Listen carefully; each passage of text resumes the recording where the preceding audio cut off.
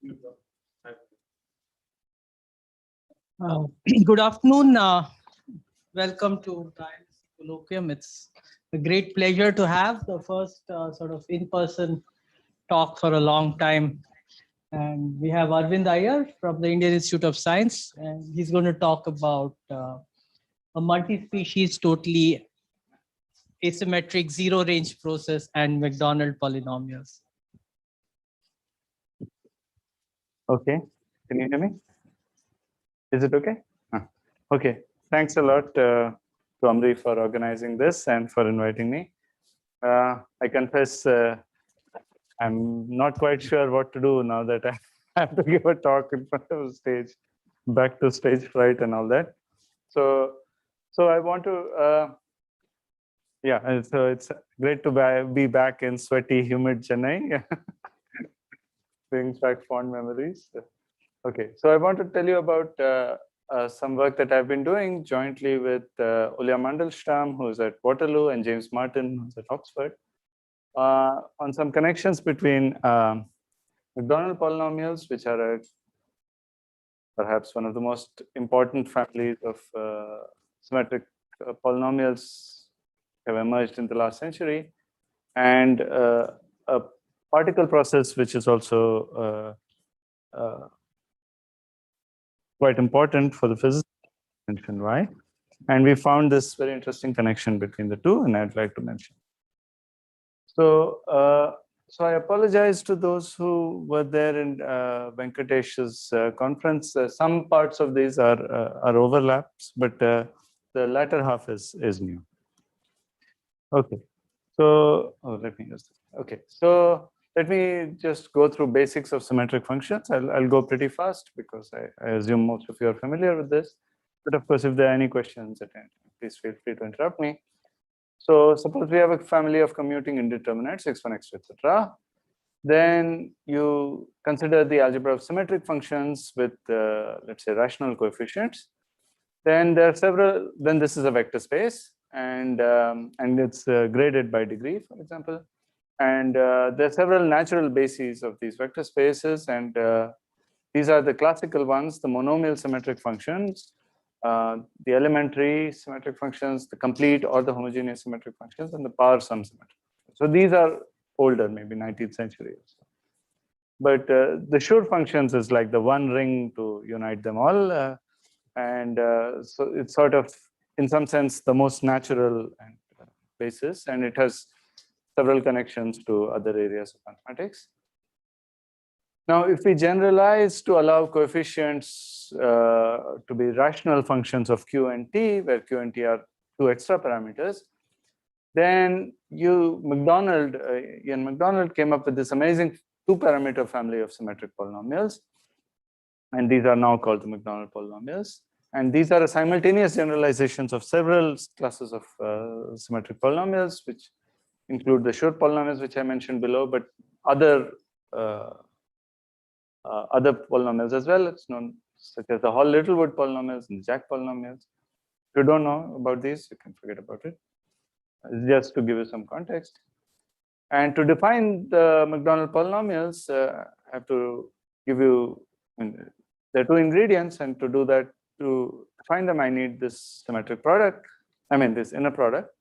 So this is defined in terms of the power sum symmetric function. So if you have, so the bases for lambda are the partitions, the integer partitions, and so if lambda and mu are two partitions, the inner product of p lambda and p mu.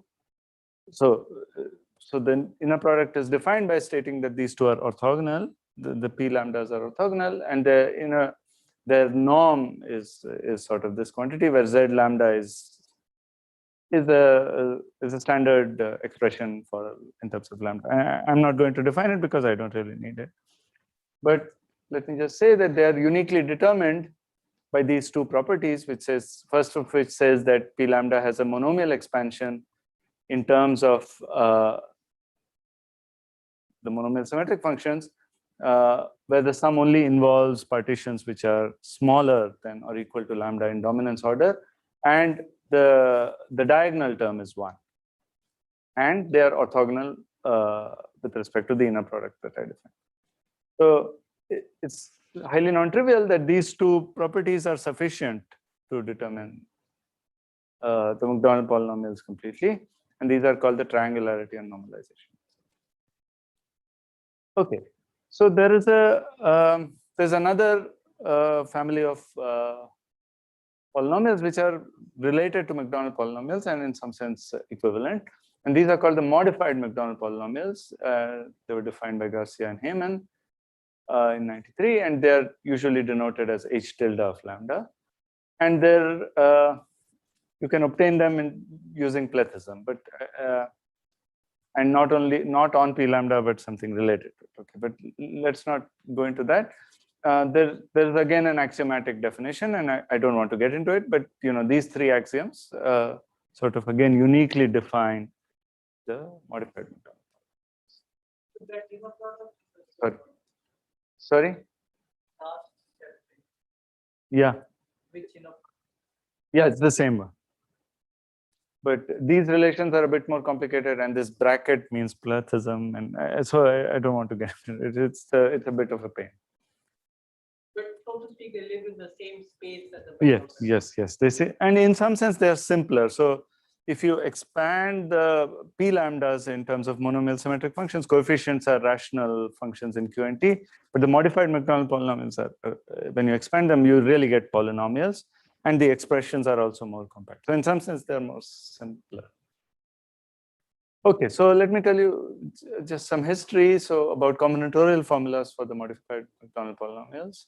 So Hagelin, Heyman, and Loehr in this paper in JAMS gave the first sort of genuinely non-trivial formula for the modified Macdonald polynomials.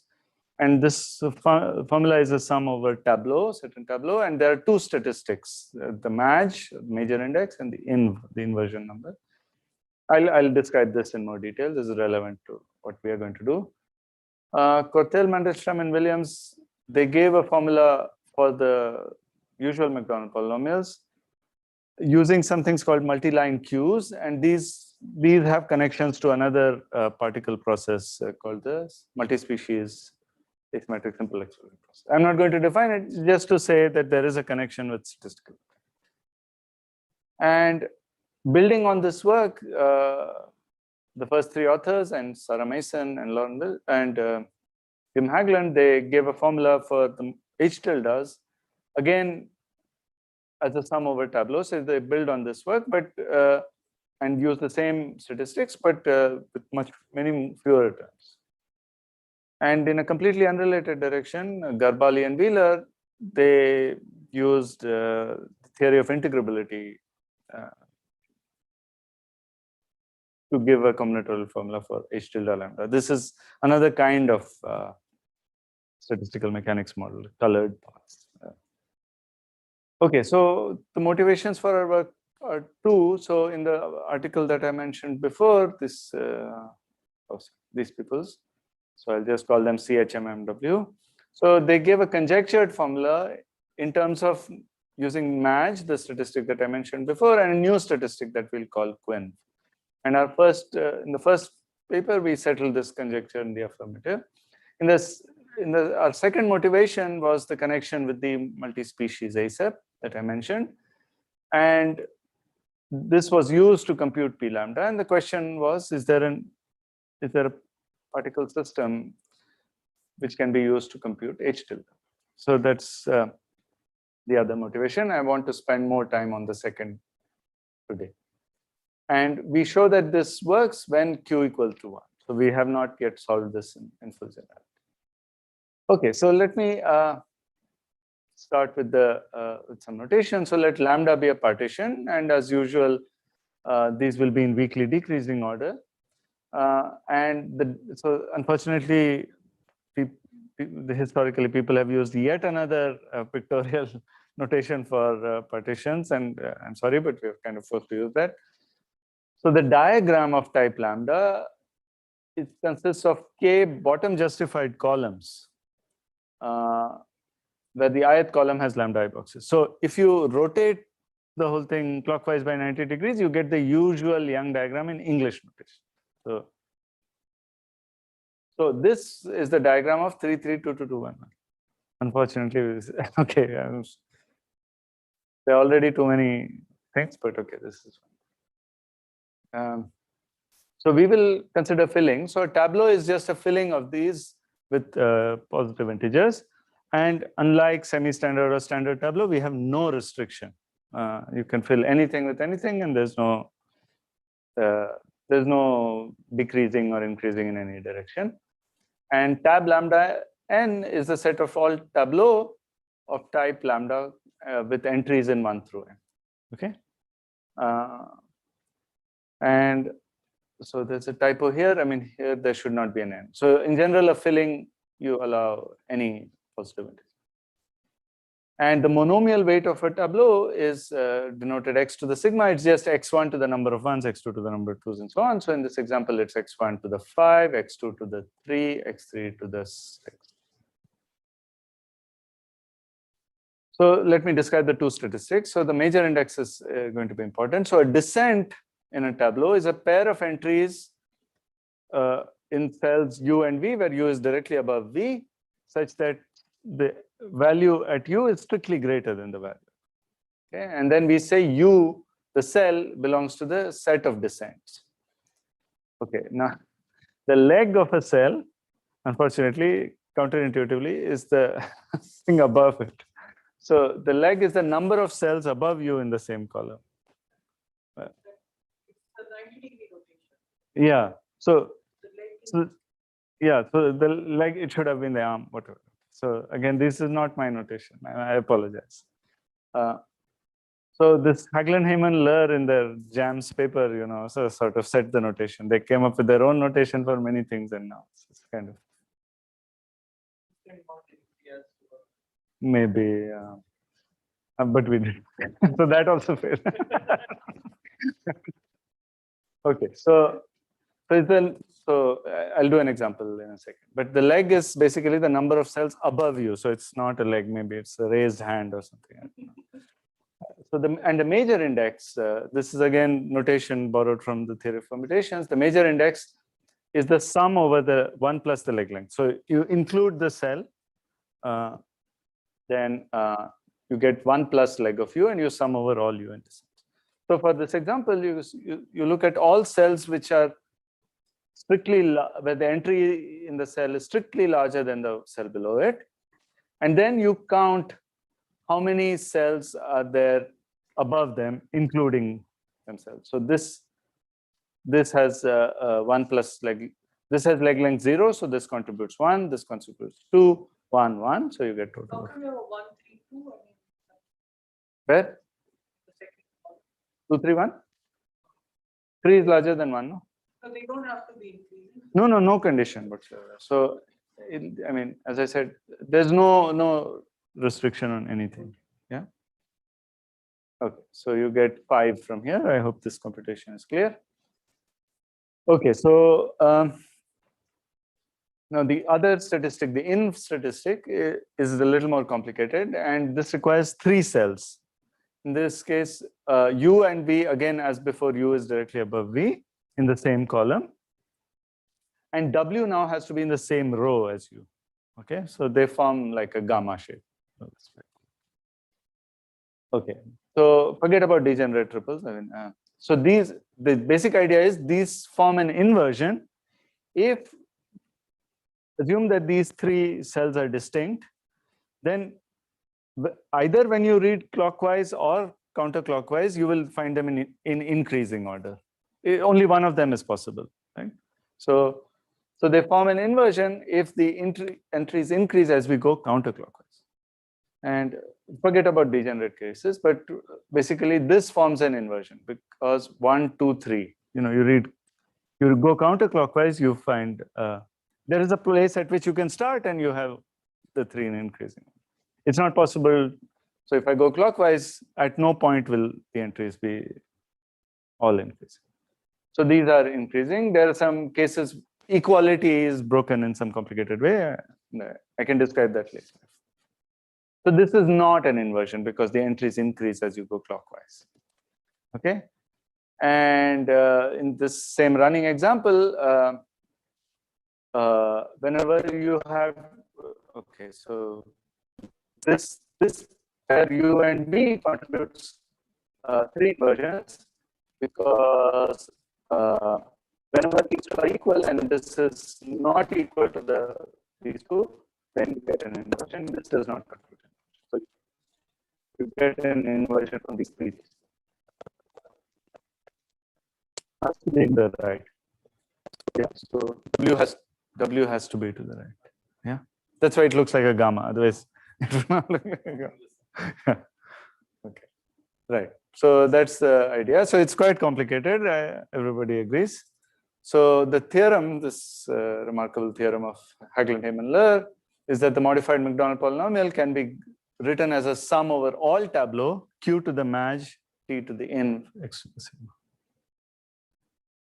So I forgot to mention one thing, that there's another nice thing about the modified Macdonald polynomials. Where is the chalk?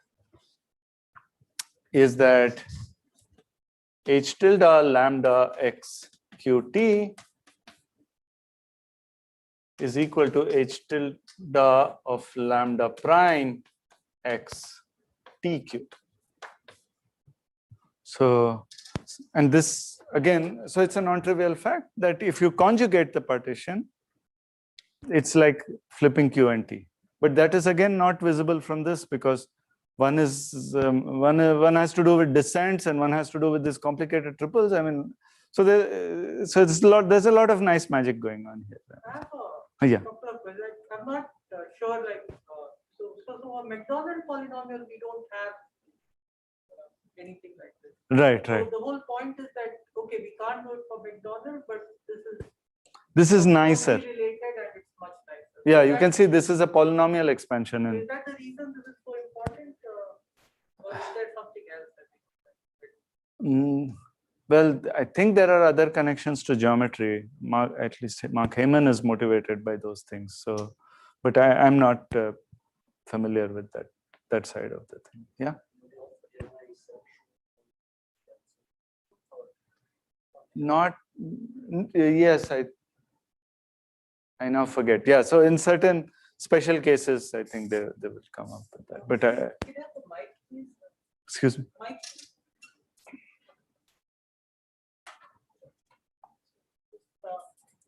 Yeah, no, so I was just wondering if you calculate these, can you calculate Macdonald? Yes, easily? yes, okay, you so can go back. It's easy to go between this and that. Yes, yes. Okay. Yeah, and but to arrive at the definition is harder, but somehow they're easier to calculate. Okay, anything else? So yeah, here in sigma is of course the number of inversions, which are number of these gamma triples where they go counterclockwise in increasing order.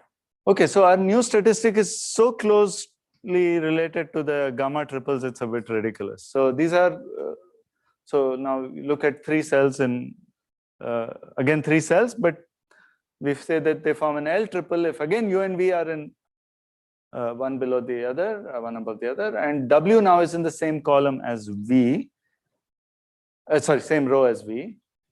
And again, you forget about degenerate cases. And now we say that they form a Q inversion if, as you go counterclockwise, they are increasing. Okay, so the only difference is that we move that W from top to bottom somehow. Okay, and again, forget about ties for a moment. So again, these are the Q inversions. I'm going to say that. Yeah.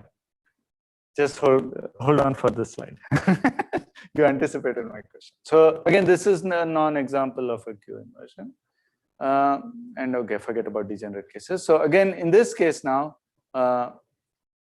if you have 2 entries which are equal one above the other, then the third entry should not be equal to that. So we have 4 contributions to this UV pair from W, which is this, this, this, and this. So that's the 4.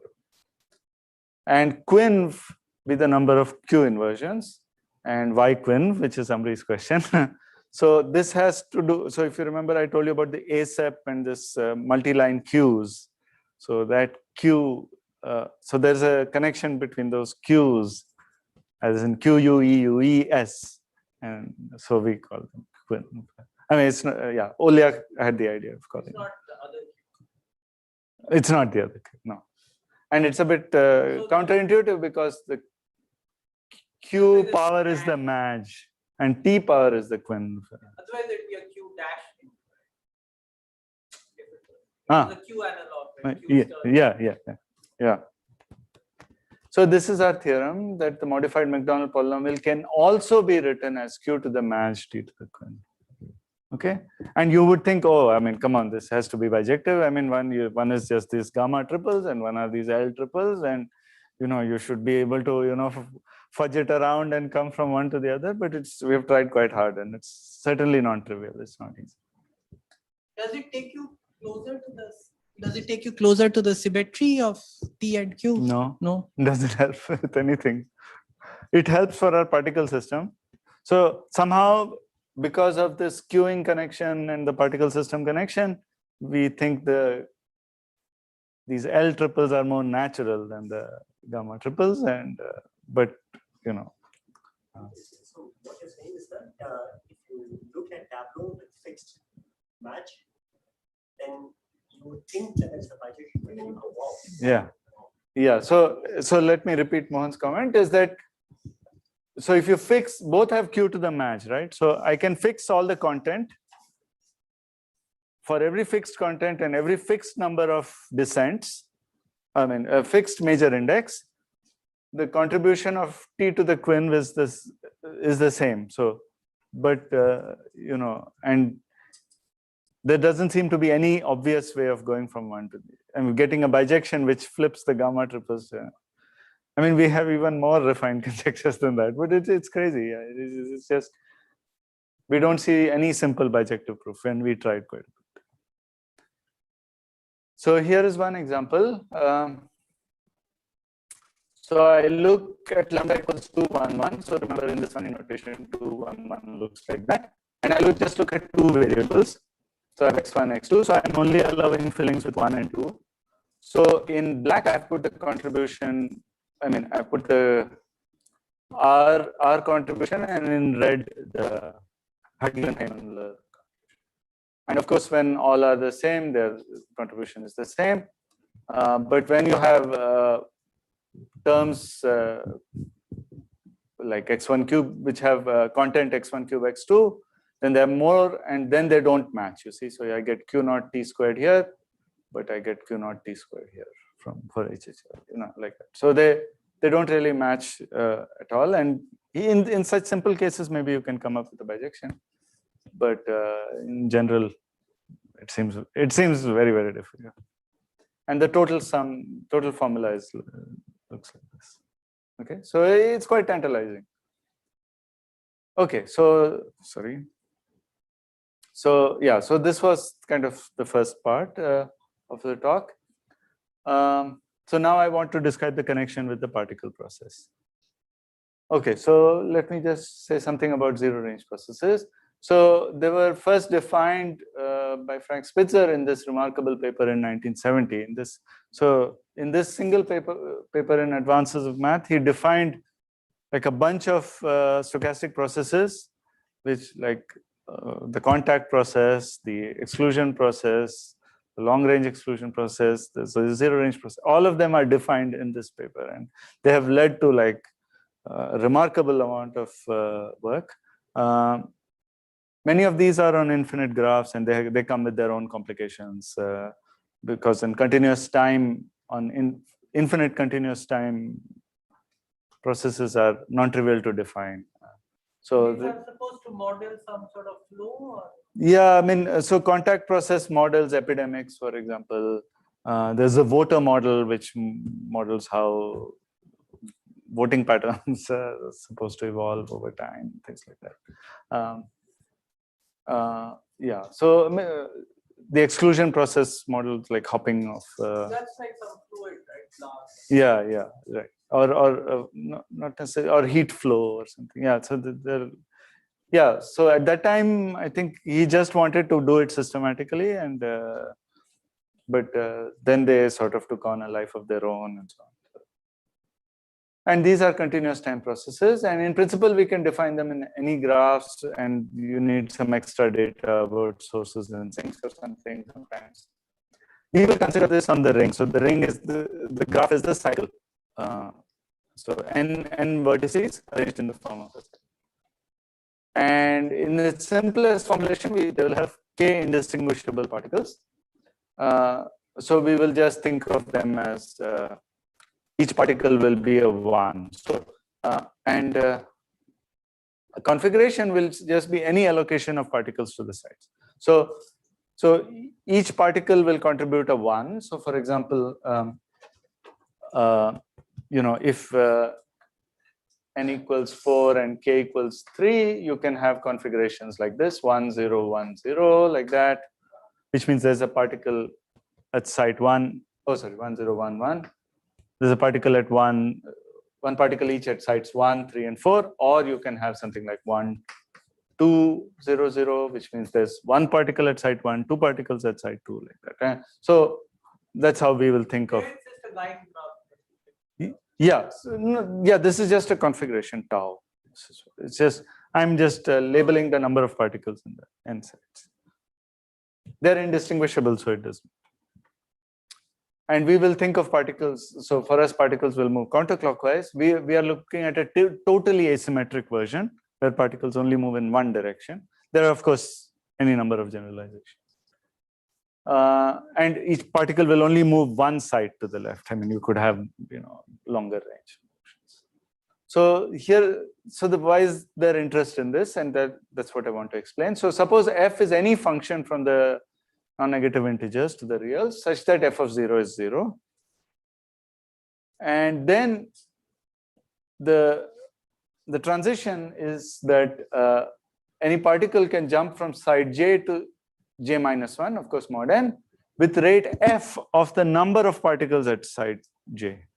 So in this case, this will go to, 2, 1, 0, 0 with rate f of 2. And I also go to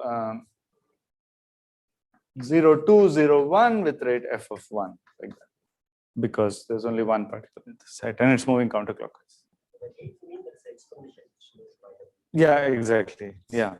So these are continuous time processes. So we have this array, and all you need for the rate is that this should be a positive function, which it is. And why is this called zero range? Because the rate at which particles move out depend only on the content at that site. It doesn't depend on anything further away. So it's zero range. It doesn't have any range. It has. It only depends on that information at the origin site. And the main interest in this comes from the fact that no matter what f you choose, the stationary distribution is always a product measure. And stationary distribution is the long-term distribution. So if you wait long enough and look at the probability distribution, it will always be a product measure. Which means that there exists a function g such that the stationary probability of the tau that I defined earlier, tau 1 to tau n, is the product of g of tau j's. Okay, there are no correlations. No, once you know it, it's easy to prove. But yeah, it's it's just. It just comes from the zero range. Yeah, that's all. And this g is like the antiderivative in some sense. And this z is just the normalization to make it a probability distribution.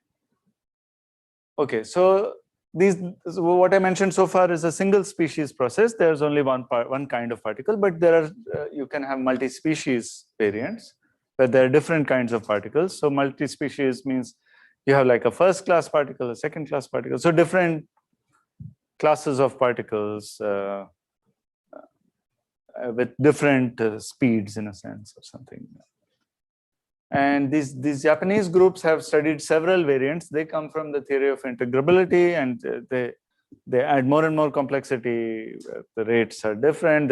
Many particles move at the same time. They have all kinds of complicated things, but they're all integrable.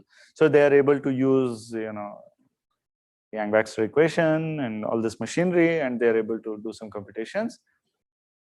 But we have kind of the simplest version of this, which was studied by Takeyama. As far as we know, it's not published. He's put it on the archive and kind of forgotten about it. Didn't try to publish it. Anyway, so let me describe the configurations now of this multi-species process. So again, fix a partition. So this will be the content. Okay, so I'll give an example. So there'll be k particles. So lambda 1 is the first particle, lambda 2 is the second. There can be equality. So you can have several particles which are the same and so on. So if we write lambda in frequency notation, which is 1 to the m, which means the m1 ones and lambda, m2 2s, and so on, then the sum of these mi's, multiplicities, is k. So as I said, the m1 particles of species 1 and so on. And we have again n sites as before. Now, any configuration is what we call a multi-set composition of type lambda with n. So what it is maybe easy to say with an example. So suppose lambda is 2, 1, 1 and n is 2. So you have two sites. Each site will have some of these particles, and it will be a multi-set because you're allowed repetition. So everything. So this means there's one particle of type 2 and two particles of type 1, like that. So everything can be in the first site, for example, or there can be two ones on the first site, etc. So these are the 6 configurations. Okay, so now let me describe the transition. So this involves another parameter. So you again have a single particle jumping from site j to j-1, just like in the single species zero range process. And we'll think of the particle, the 1 being the strongest particle and then 2 being weaker. And their rates are governed by another global parameter t and these site-dependent parameters x1 to xn. Okay, and what it is as follows. So for each site j and every integer a, you have an exponential clock of index a which rings at rate 1 by xj times t to the a minus 1. So you'll have at the jth site, you'll have a clock with rings at rate 1 by xj, then t by xj, t squared by xj.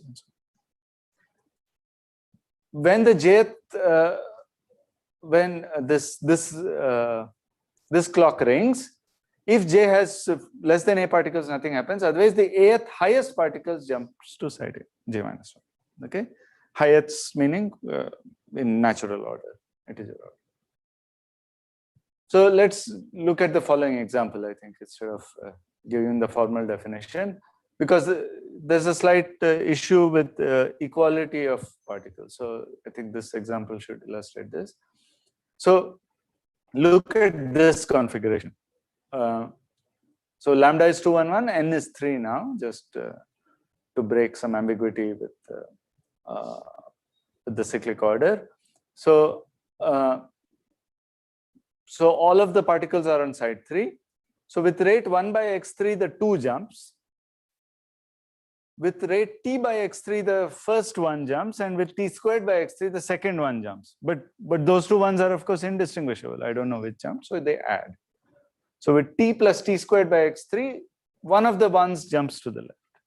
Okay, and this you can see how to generalize. And just to give another example, from this configuration 2, 1, empty 1, the 1 moves left with rate 1 by x3. This 2 moves left, which means comes to the third site with rate 1 by x1, and this 1 moves left and comes to the third site with rate t by x. Okay, so that's how it goes. Okay, any? Why don't you move to the center? Yeah, it did. This the first case. Oh, only 2 sides. No, there are 3 sites, but it's moving counterclockwise. So it's. Oh. So from here it moves to this guy moves.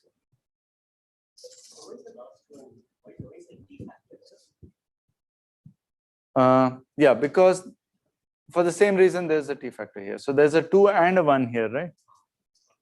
So in this case, the 2 jumps, the highest when the highest particle jumps, there's no factor of t. Next highest will get t to the 1, then t to the 2, and so on.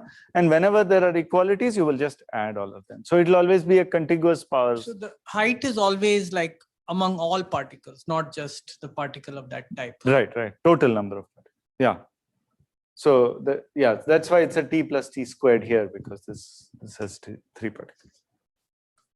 And you can see the connection to the t numbers, right? 1 plus t squared.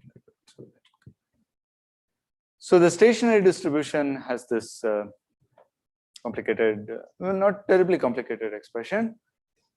So remember, this is for this example that I mentioned before, partition 2, 1, 1, n equals 2. These are the formulas. And if you sum all of them, you will get exactly the modified Macdonald polynomial with 2, 1, 1 in x1 and x2, because there are only 2 sides, q equal to 1, and t being this extra parameter. And that is the content of the theorem. So the partition function in general is given by the sum of these weights. And for the multi-species TAZRP on n sides with particle content given by lambda, it's exactly h tilde of lambda in x1 to xn with q equal to 1 and t being what I said.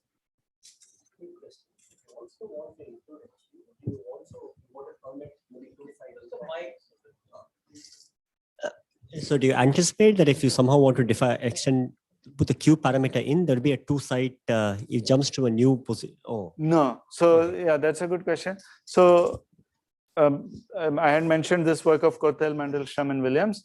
So the intuition from their work is that the q will enter into the transitions that take you from the first side to the nth side somehow. So right now we have kind of translation in not exactly invariance, because x1, x2, xn are arbitrary, but you have a kind of covariance. If you rotate, then you shift the xi's, right? But once the belief is that once you put the q, then all of that niceness will break down. There are further nice things that are going to happen, and I'll say something. So if you would have noticed, sorry, this factored nicely. There's some factorization going on. That is something special to q equal to 1, and I'll mention that. I should mention this. So remember we are on the ring. So there are n sides. So what we should expect from basic symmetry considerations is we should expect circular symmetry.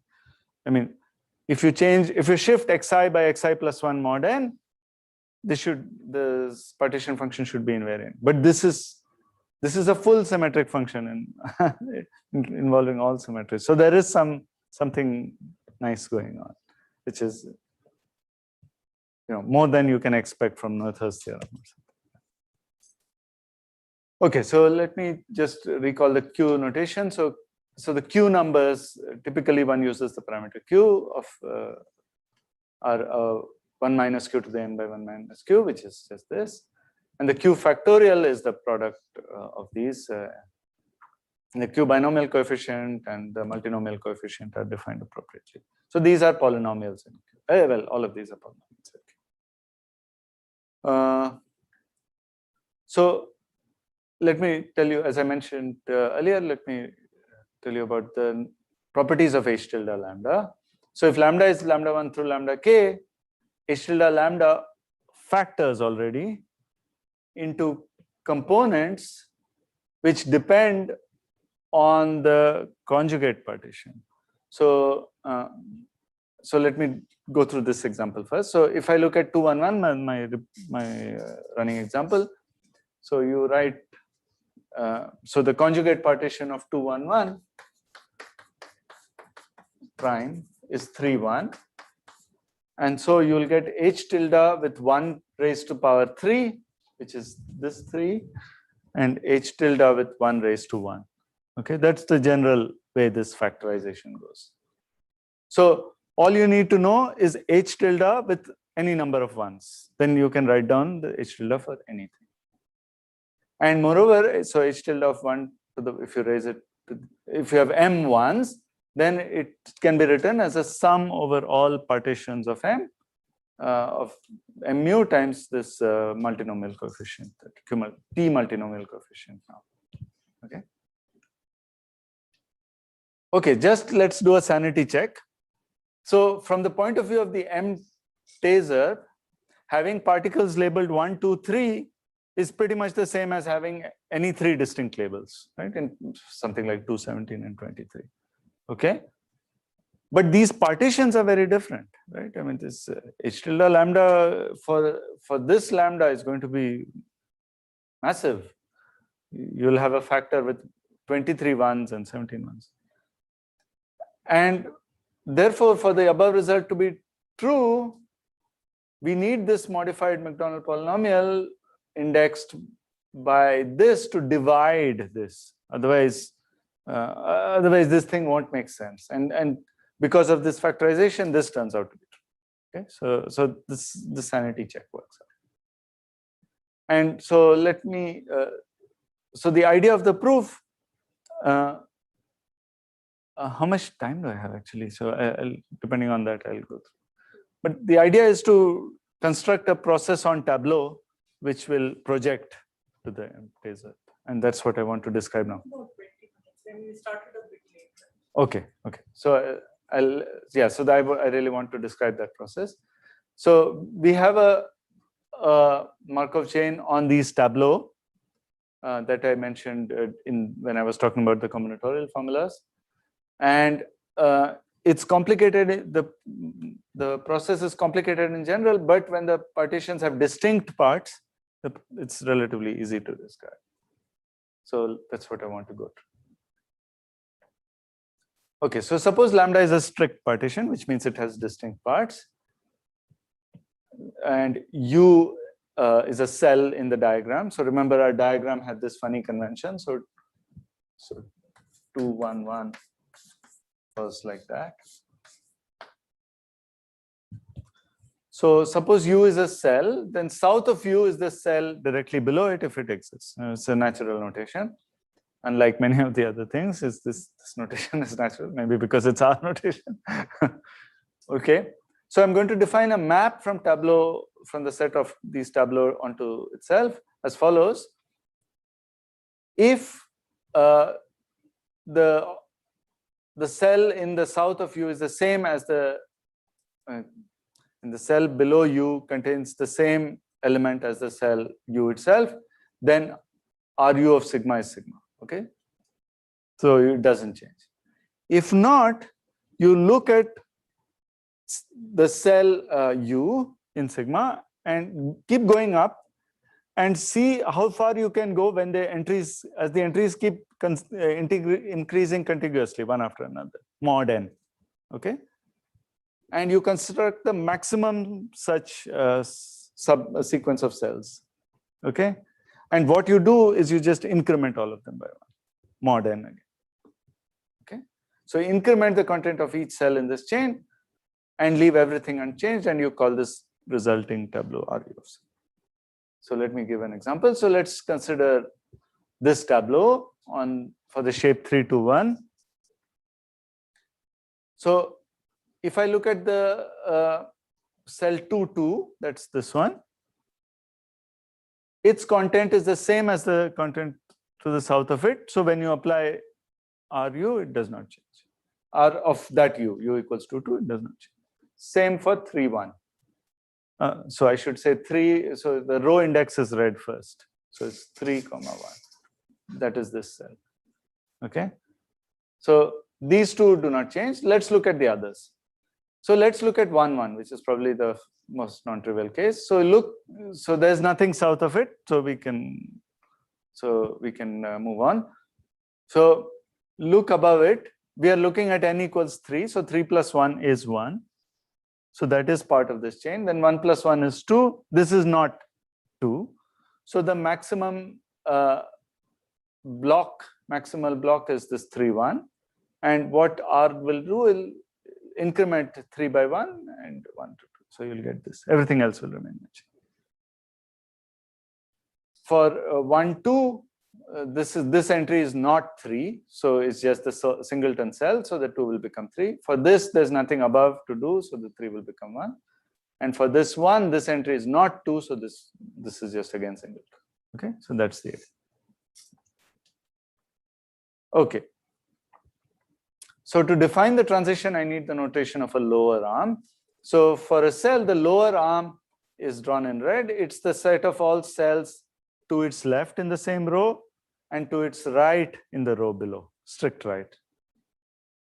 And there's a notion of upper arm, which is very similar. I don't need it, but it's important in the proofs.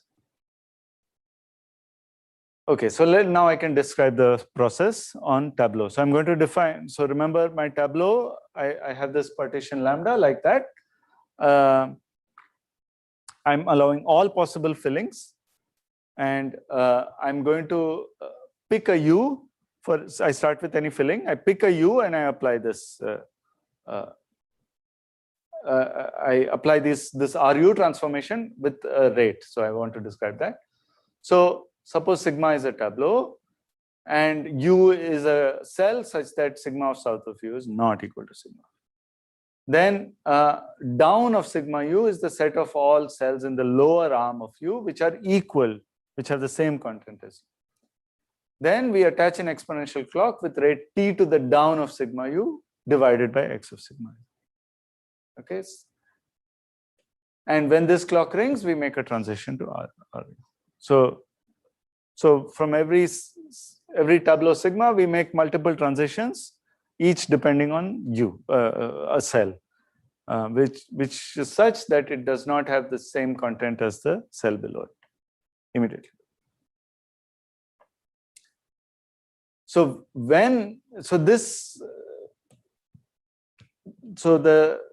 our main proof strategy is that this process will lump or will project to the multi-species TAZRP. Meaning in terms of the contents. No, I'll describe the projections. It depends on the bottom row. I'll describe that in a second. But this process does not lump to the or project to the multi-species TAZRP when you have repeated parts. Then one needs to do something much more complicated. So, but the spirit is this. So in the same example that I described before, let's look at, I don't know, this example. There's nothing in the lower arm equal to 3. There's nothing to the left and nothing below it to the right. So it's just 8x3, 1 by x3. Let's look at something which has a t. So let's look at this cell. Okay. If you look at the lower arm that contains these cells and the cells below it to the right, there's nothing, but there is one cell here which has content 3. So I get t by x3. Okay. And here, if you look at this one, no, sorry, which one am I looking at? Yeah, this one. Okay, this may be a typo. No. Yeah, sorry, this is a typo. There's nothing equal to 1 in the lower arm. No, so sorry, this should not be it. And I'll describe the projection which leads to these states of the multi-species states. So our first theorem is that the stationary weight of this process, stationary weight of any tableau in this process, is t to the quinv of sigma times x to the sigma. So we don't have the match. Remember, q is 1. So we only have quinv. And somehow all of this is encapsulated here.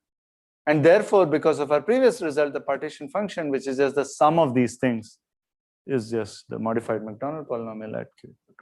Okay. Okay, so as I remind you again, oops, sorry. Am I? For now, I mean, our theorem works in general, but for now I'm only talking about distinct parts. Okay, so now let me answer Amri's question, and how do I describe the lumping? So I'm going to now associate to every tableau, I'm going to associate a configuration of the multi-species TAZRP, remember? So what am I going to do? So rather than reading this, let me just show you what you do. you look at the bottom row, okay, and look at all the numbers in the bottom row. If so in this example, there is a 3 at the bottom row of a column of height 1. That means there will be a 1 in position 3. There's a 2 at the bottom row of a column of height 2. Okay, there are too many 2s, but that means the 2 is going to be right. And this is a ditto for this 2. So there will be a 1. Okay, so depending only on the content of the bottom row, we get a projection. And part of the reason for the complication is in when there are repeated parts like this example, we have to, so we get contributions from both things like where everything else is fixed and the bottom row of these two are interchanged. So or these two, if you compare these two and these two. So that's basically why there's a lot more complication. And so our because of this lumping, we prove our results, which says that the stationary probability of a state tau of the multi-species TAZRP has this formula: T to the quinf, X to the sigma. So where you sum over all tableaux which project to tau, which where the projection is through the bottom. Okay, and basically one shows that this map rho, which is the projection, is compatible with these two generators of the stochastic process. So let me just show you this running example. So if you look at all tableaux that contribute to 2 1s / 1, that means there has to be a 2 at the bottom row of a column of height 1 and 1s otherwise. And so there are 4 possibilities. And if you sum all of these, so the content of all of them is, so of these 2 is x1 cubed x2, and of these 2 is, sorry, that's a typo. It should be x1 squared x2 to x2 squared. And if you sum all of these, they factorize. And if I go back to this example, this is this one.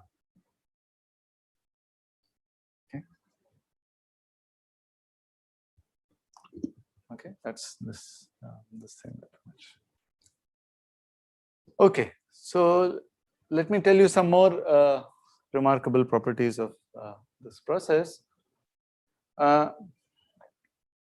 So suppose tau super j sub I is the random variable which counts the number of particles of type j at site I. Then we'll denote expectations in the stationary distribution by these angular brackets. Then first we have this elementary symmetry property which I mentioned, that tau j1, if it's a function of x1 through xn, then tau ji will be a circularly shifted, the same functions with circularly shifted indices. And okay, so now let me go back when there's just one kind of particle. So in that case, the stationary probabilities have a very simple formula. And using that, I can give you a formula for the density. So because of this proposition, it's enough to look at densities at the first site, because I can just rotate and get any. So, and using this, we can show that the density of the jth species of particle at the first site is given by x1 times d by dx1 of the log of the ratio of 2h tildes. Okay, so it's a very clean formula. It's very easy to prove it. And one thing I wanted you to notice is that these are symmetric functions, of course, in x1 through xn. But I'm breaking the symmetry with respect to x1 because I'm explicitly differentiating this by that. But therefore, it is certainly symmetric in the other n minus 1. And I'll come back to that in a second. So the other result we have is about local correlations. So suppose you are, as usual, considering the TAZRP of type lambda on n sites, and now you fix a small l number of sites. Okay, you fix some small l, and you fix some content in that. Okay, so W is a configuration where certain subspecies of particles sits. Okay, so let's say if lambda has 5 1s and 4 2s, maybe we want W to be 2 1s and 1 2 in the first 2 sets. Whatever, you can prescribe whatever you like. And we will consider 2 types of local correlations. The first is when we look at the stationary probability of having exactly content W1 to WL on sites 1 through L respectively. Okay, and the other one is having at least that content. You could have more, but you at least want that much content. So, and so for example, if lambda is 2 2 1 1 and n is 4, you could say L is 2 and W is 1 stroke 1. So that means configurations that are contributing to this W bar probability are things where you have 1 stroke 1 in the first 2 sites and nothing else. So the other two twos should sit in the last 2 sites. So these are the 3 possibilities. And these of course also contribute to the W hat, but in addition you could have 2s in the first 2 sites as well. So you could have both 2s on the first side, both 2s on the second side, 1 2 in the first side, etc. in all possible ways. So they have extra content. And our theorem is that both of these quantities are symmetric functions of the other variables, xl plus 1 through xn. Okay, so they are not symmetric in x1 through xl. I mean, of course, the denominator is always symmetric. It's a modified Macdonald polynomial, but the numerator will always be symmetric in xl plus 1 to xn. And to our knowledge, I mean, such kind of symmetry result has not been observed.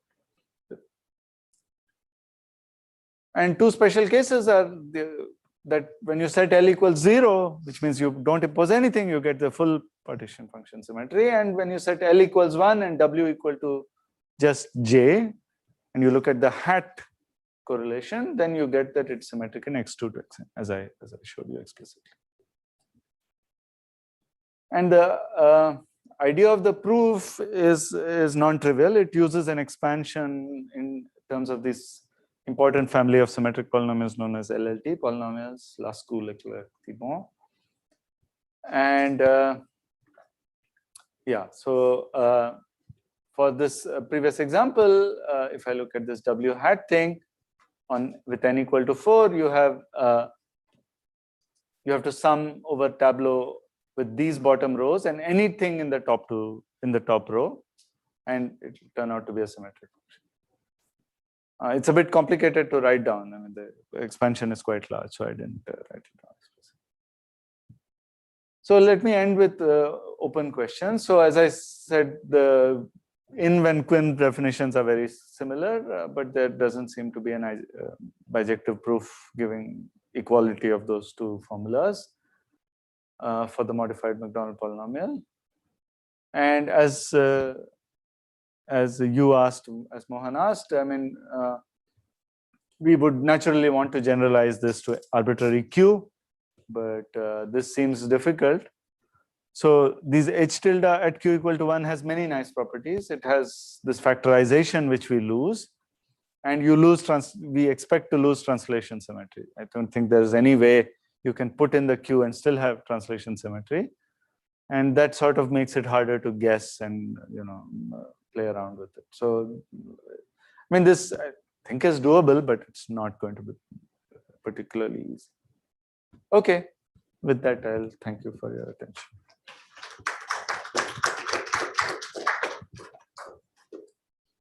So, any questions?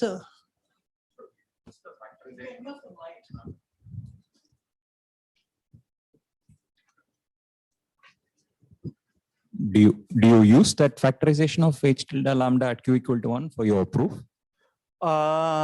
No, but actually, yeah, so since you asked this, I can blabber some more. So the multi-species TAZRP is a process on the ring, right? But you have ones, 1, 2, 1, something, 3, 1, like that. What turns out, and I had flashed that slide by very quickly. Let me go.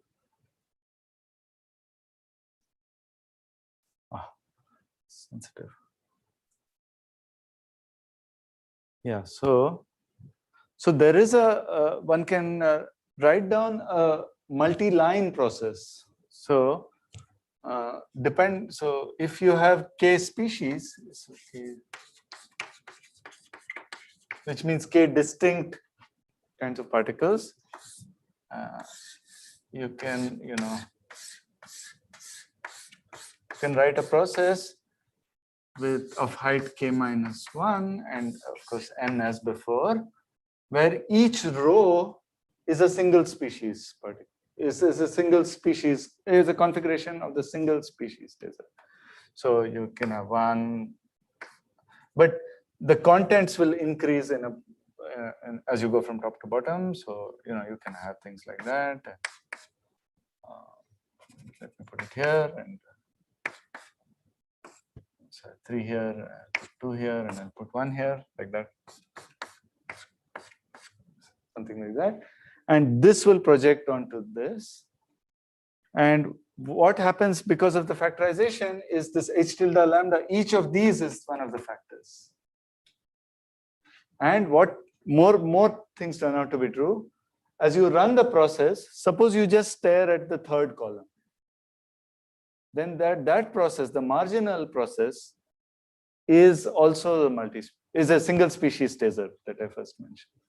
So any row is independently, if you just stare at it, it looks like a single species TAZRP. And with that particular factor h tilde as the partition function. So all that niceness is there.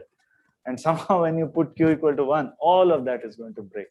It's going to not be so nice probabilistically. But of course, it will be nice to have something which captures the full model. But yeah. So I have another question. So I'm just a little lost on the flow of the arguments, in the sense of, so on the one hand you mentioned your result which gives h tilde lambda qt in terms of this L things, right? Yes. So that is an independent. Yeah, that's purely combinatorial and independent. Okay, so that is independent of all of this. Yeah. So this M TAZRP. I mean, that the reason we started working on this is because of this connection also. I mean, right. I mean, you already so you could ask, the Hagelin-Heymannler already have a formula. Why are you working on another formula? Right. No, I mean, so I understand. So, yeah, that so was the reason. Motivation comes from there. Yeah. But in terms of logically, what follows from what? So you're saying that's an independent thing altogether. Yes. Then there's this tableau process for which the stationary weight is given by q in and so on. Yes. That is for that was only at q equal to 1. Right? Yes. So for this process for this processes, we only have at q equal to 1. We do not have anything more than that. And we use the first thing to show that the partition function is h tilde lambda, right? Because the weight of any tableau is t to the quin x to the sigma. And we know from our first result that the sum of all these things is going to be h tilde at q. So we use that. I see. So that implies that this is actually h tilde specialized at q equal to 1. Exactly. And then this projection enables you to compute the M TAZRP. Yes. Is that right? Yes. So for any fixed bottom row, we look at all the things that project to it with just not fixed bottom row. Any fixed configuration of the TAZRP, you look at all tableau with bottom row which of that particular kind, and top rows anything, and that will do that. So is the tableau process, I mean, why study the M TAZRP at all? In the sense, sorry, just playing devil's advocate. So why is isn't the tableau process, already an interesting thing in its own right? Yeah, absolutely. Yeah. So I have only mentioned observables involving the TAZRP, but there are also nice observables on the tableau itself, and we have some results about that. So for example, one nice consequence is that suppose I have, so I'm again using the diagram notation. So suppose I have some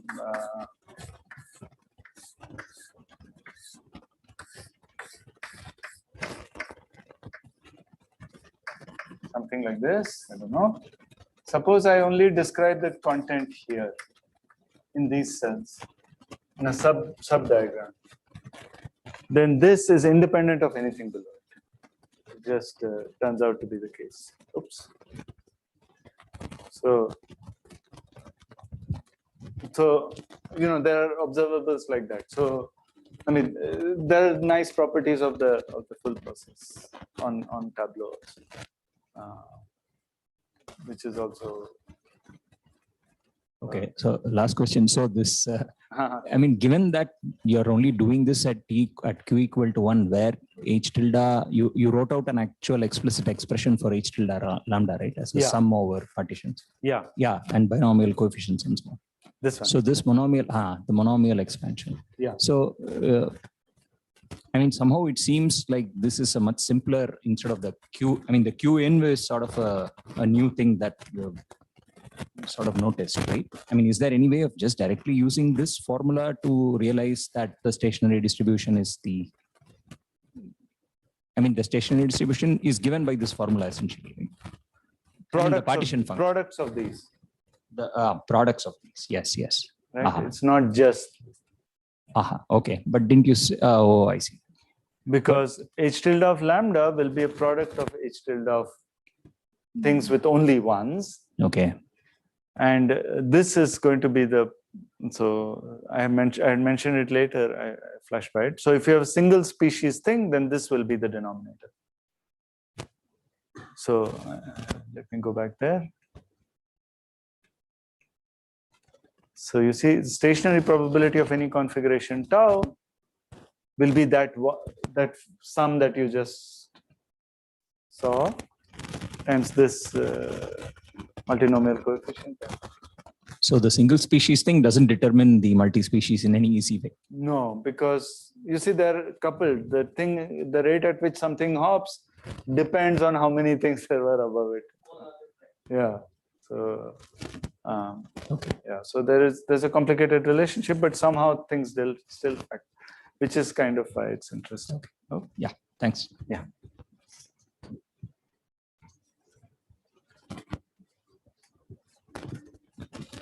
Any other questions? Yeah.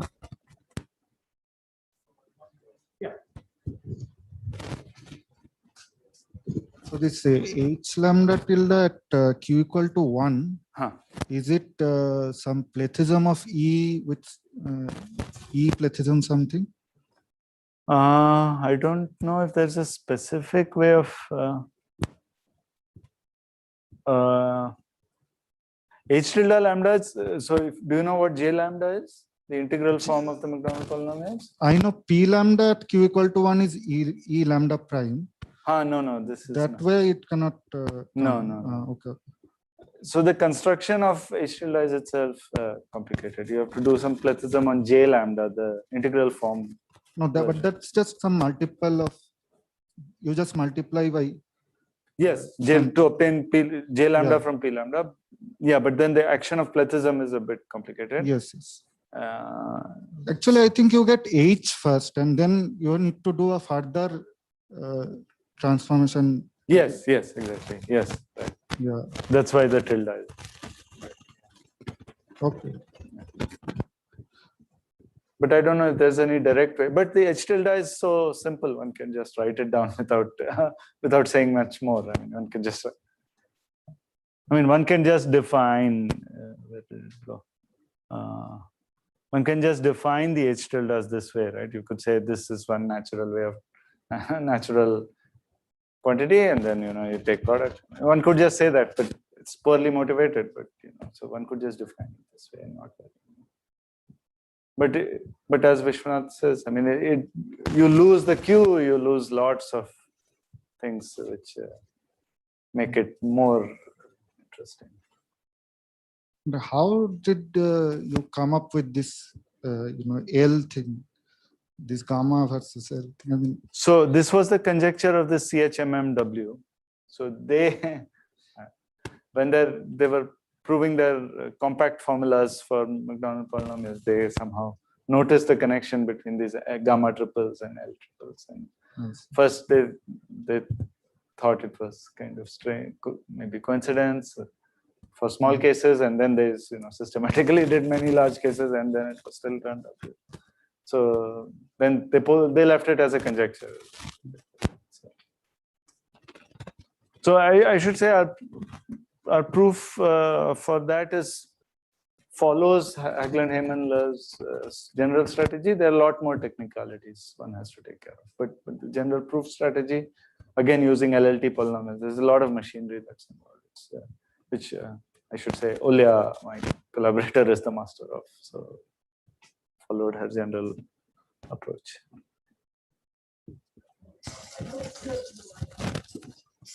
So that's this thing that Q in and in that they. So you don't expect a nice bijective proof. I mean that's absolutely amazing.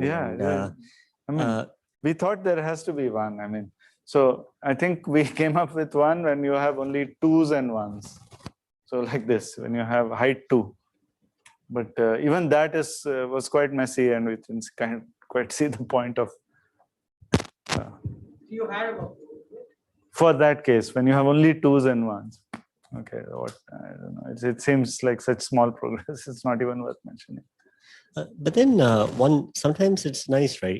To argue that there is no nice bijective thing, come up with a second statistic, and then that behaves very differently for in and Q in. So you enumerate, in with an additional statistic, and then it's. Have you tried that? No, we have not. We have not tried anything more complicated. Yeah. I don't even know what happens if you take the joint distribution of in when quin. Maybe that is something to consider. Yeah. I have a sort of naive question. This idea of using a process, defining a process on the tableau and then lumping it, is this something that's been done before? This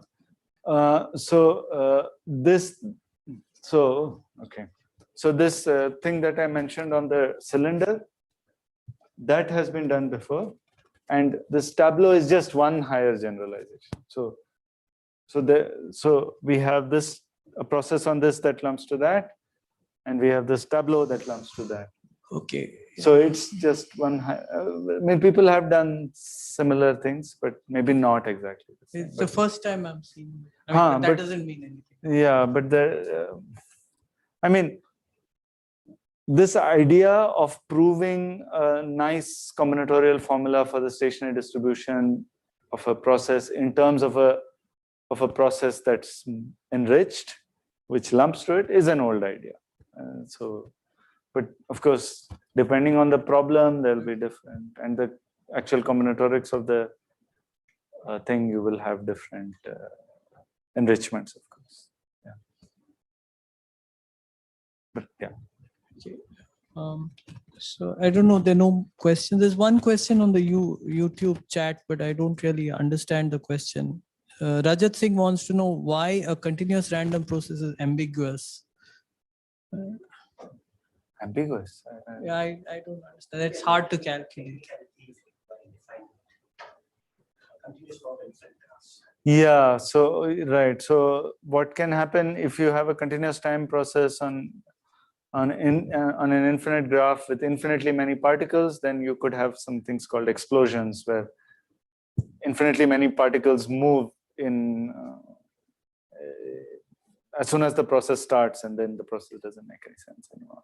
So such things can happen. There are things called Feller processes, and there are all kinds of conditions that are needed to make sure that the process is continuous time is an essential requirement for these kinds of proofs, or you could also. No, one could do it. I mean, continuous time is natural because in a continuous time process, only one particle moves at a time. Okay, you could say make something that is discrete time, which ends up with the same stationary distribution. But so you'll have to engineer it. You will have to say, okay, one time only one particle moves. Otherwise, it's natural to think that every site has a clock, and whenever the clock rings, this particle moves, and with probability 1, 2 particles will not move at the same time. So that's the usual reason. Yeah. Okay, any more questions? No. Okay, in that case, there are no more questions on YouTube either. So let's thank Arvind.